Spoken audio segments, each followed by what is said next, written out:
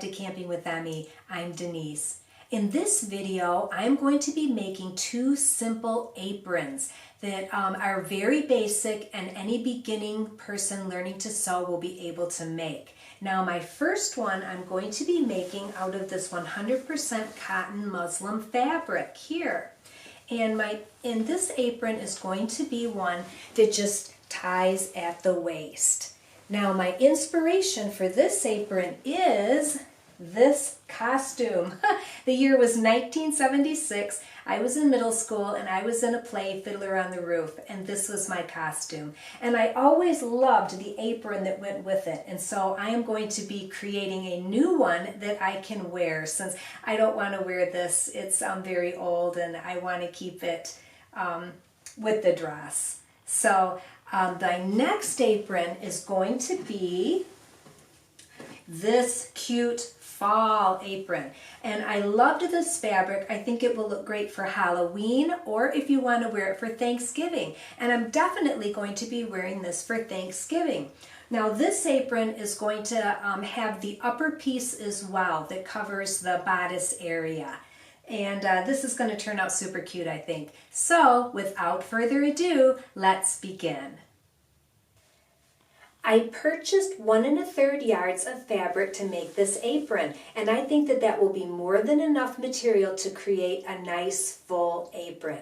Now one thing I would like to add is, because this material is 100% cotton, it can shrink. So I always wash all of my material before I start sewing. So this has already been washed, and so has the fabric for the fall apron as well.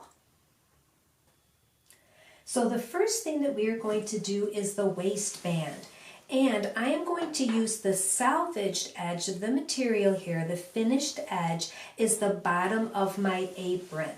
And you need to determine how wide you would like your waistband to be. Typically, I think between 1.5 and 2 inches is a really nice width.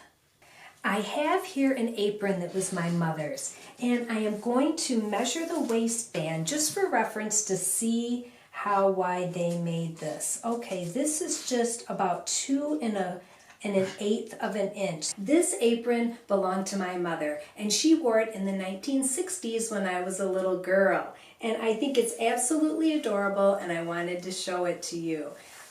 One of the things that I love about this is that it has one big, huge pocket that goes all the way across the front. I think Bernadette Banner would be proud of this apron. So, another thing about this apron is, by looking at it, I can tell that this was homemade, and I'm going to have to ask my mom who made this. I think probably it was my grandmother. Parts of it have faded over the years, but I think that this is just absolutely lovely. Now, my mom would have worn this as an everyday apron, and she had beautiful aprons that were very fancy that she used just for the holidays. I am cutting out 4.5 inches for my waistband, and I'm going to do 2 strips of 4.5, just so that I can make sure that my apron ties in my waistband are plenty long enough. And because I don't want to put a seam in the middle of my apron band, what I'm going to do is I'm going to use 1 full piece to wrap around, and I'm going to take my second 3-inch strip and I'm going to cut it in half. Like so. And this is what I'm going to piece to both ends. Next, I'm going to press open my seams where I sewed my pieces together for the waistband and the ties. So next I need to determine approximately how wide I would like my apron skirt to be. So I'm taking my measuring tape and I'm just going to go around about 3/4 of an inch around my waist. And for me, this happens to be about 24 inches. Next I need to find the center of my waistband. So what I'm going to do is, where I added my 2 end pieces, I'm just going to line that up. Then I can take and fold this middle part in half. and I will put a pin in it. So this will be the center of my waistband. Now this next step is completely optional and you do not need it to create a very nice waistband, but I am choosing to put some fusible interfacing on mine just to give it a little bit of extra durability. Now the thing to remember with interfacing is that you want to put the shiny side down, and you also want to cut it just a little bit shorter than your fabric. That way it is not going to adhere to your ironing board as you are as you are putting it on.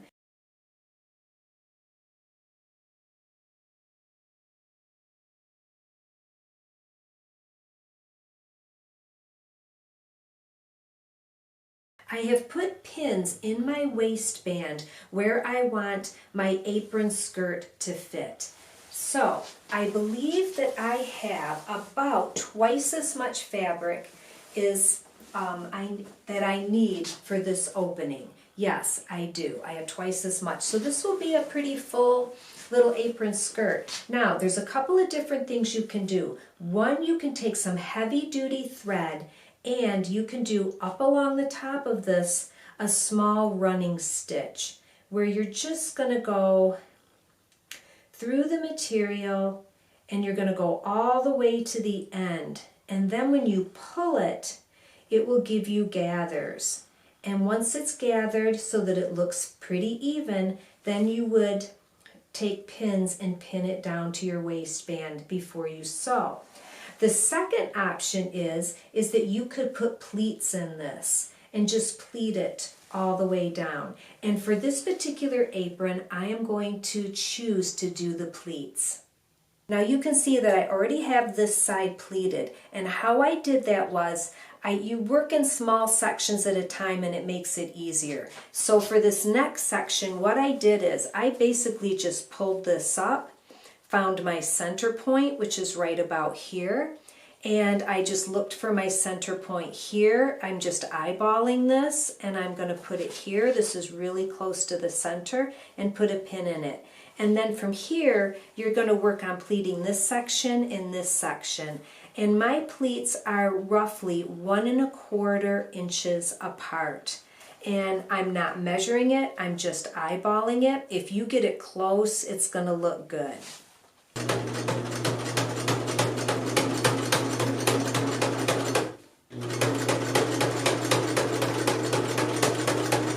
Now that I have my apron sewn on the inside of my waistband, I'm simply going to fold my waistband over. I'm going to put some pins in it, and then I'm going to sew it. And I'm also going to sew together the edges of the ties as well.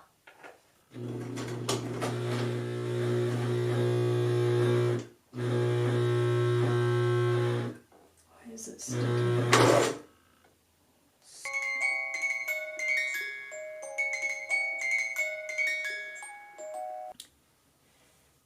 I was just finishing up the white apron and my 35-year-old sewing machine just quit on me. And so, luckily for me, Rick is really good with machines. And so he said, hey, you know, I'll take it apart, I'll take a look at it and see if we can get it fixed. And so we found out that one of the gears broke, and just from being old, I guess, they just don't make things like they used to, do they? So we have to replace this gear. It's on this shaft here. I watched a couple other people do this, and how hard could it be? Famous last words. So I'm going to attempt to slide the shaft out of here, slide the new piece on there the same way, and then we'll have to time this actually controls the fabric feed, dogs or teeth, whatever you want to call them, and they have to not be feeding the material while the needle's engaged. It's sort of a wibbly wobbly, timey-wimey thing. And so that can be adjusted by just rolling it forward and watching where the teeth go. Hopefully I won't be adjusting any of the timing relative to the bobbin and the needle. I hope that this doesn't affect that, but what I'm going to look at is first to see exactly, I'm going to put a needle in it and see exactly where the needle is when the bobbin comes around on the down and the upstroke, and then before I disassemble anything, and then we'll make sure it's still in that same point, and so we'll know that we haven't changed anything there. And here we are, right back where I started when my sewing machine quit. Rick was able to fix the machine, yes. I will tell you, it was time consuming. It took him quite a bit of time to get the new gear installed.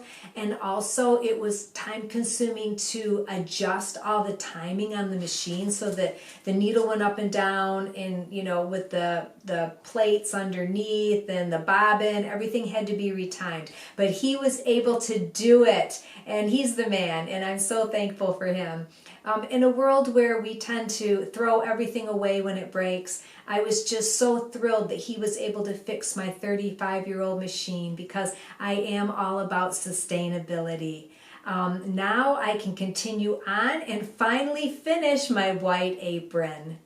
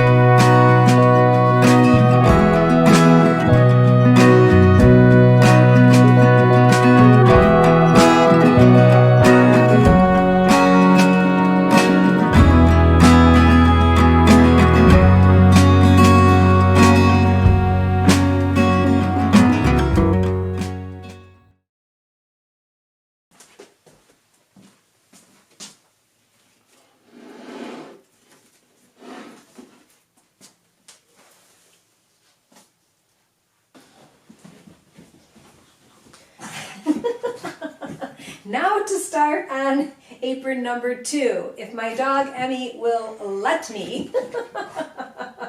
At any rate, I have this really beautiful sewing box here that my son Michael and his lovely girlfriend Allison bought me at a garage sale a couple years ago. And this thing was literally like $2, and it is so nice. And I use this to store all of my patterns in, of different costumes I've made over the years, Halloween costumes for the grandkids and stuff. But I have a pattern in here for a holiday apron that I kind of made up myself several years ago when I made some Christmas aprons. And I'm going to modify this slightly to make my fall apron. I am adding an extension to my Christmas apron. As you can see, my Christmas apron had an oval bottom, and I had a 4-inch ruffle that I extended along here, but I don't want my fall apron to have a ruffle, and so I'm going to make it a little bit longer and a little bit more squared off.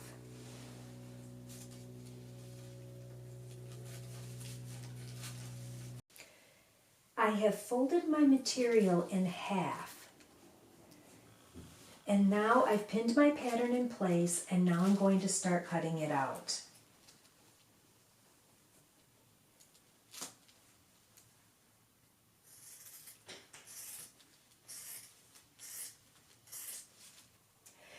my fabric still folded in half, I have pinned on this piece here. This is going to be the neck strap and the ties to tie around the waist. And I will need 3 of these, and then I will also need to cut out the pocket here.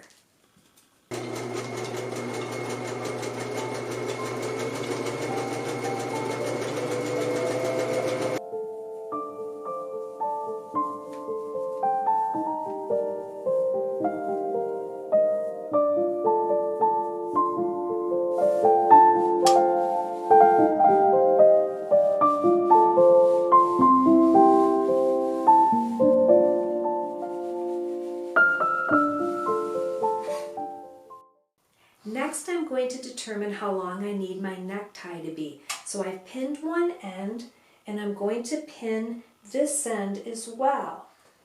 And now I just need to see if I can get it over my head, which I can. So this will be a great place to sew this.